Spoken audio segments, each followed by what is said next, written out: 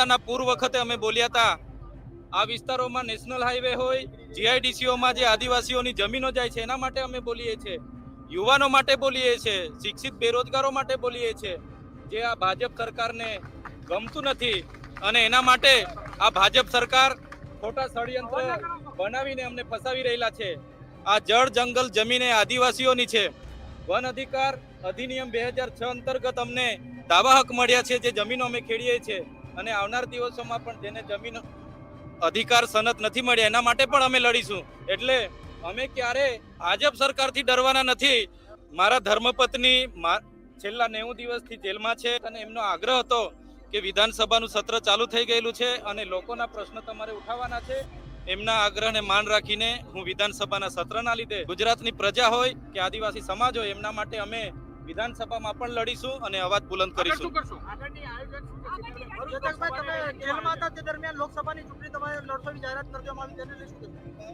ભરૂચ લોકસભા ચૂંટણીમાં મારી મુલાકાતે આવ્યા હતા અને એમણે કીધું છે કે ચૈતરભાઈ તમારે લડવાનું છે.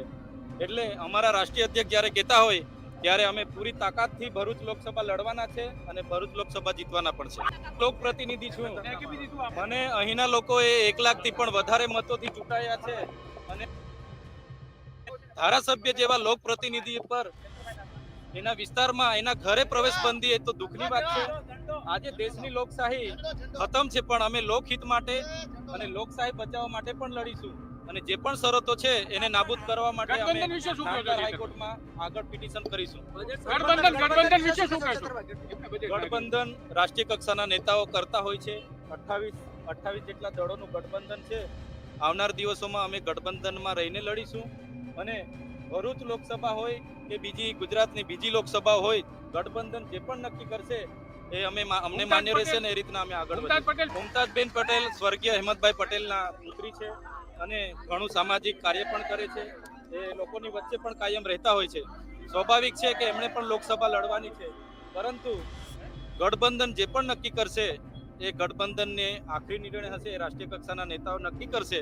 એ પ્રમાણે અમે આગળ વધીશું.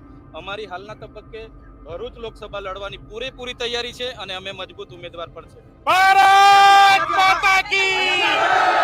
ભારત માતા કી!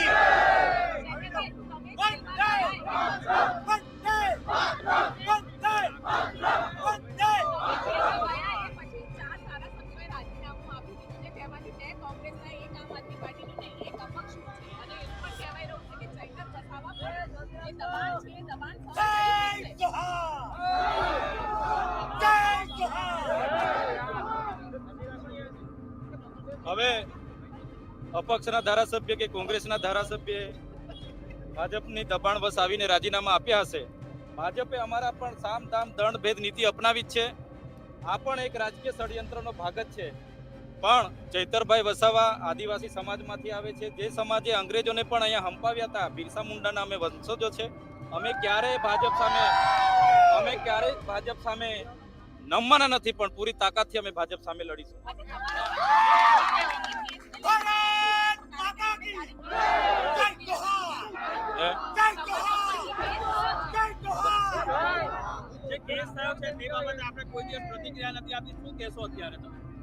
આ ફોરેસ્ટના વિભાગે 4 દિવસ પછી મારા પર ફરિયાદ કરી છે.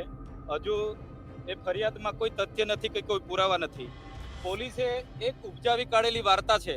પોલીસે એવું કીધું છે કે આ માથાભારે શખ્સ છે, આ તમસી મગજનો માણસ છે, જાનમાલને નુકસાન કરે છે અને ડીગા પાટુનો વારે ઘડે માર મારે છે. હવે આ લોકોએ મને ચૂંટ્યો છે તો કોને મેં ડીગા પાટુના માર મારું છું ભાઈ? કોના જાનને કોના માલને મેં નુકસાન કર્યું છે? એટલે કોઈના જાન માલને અમે નુકસાન નથી કર્યું કે અમે માથાભારે માણસ પણ નથી.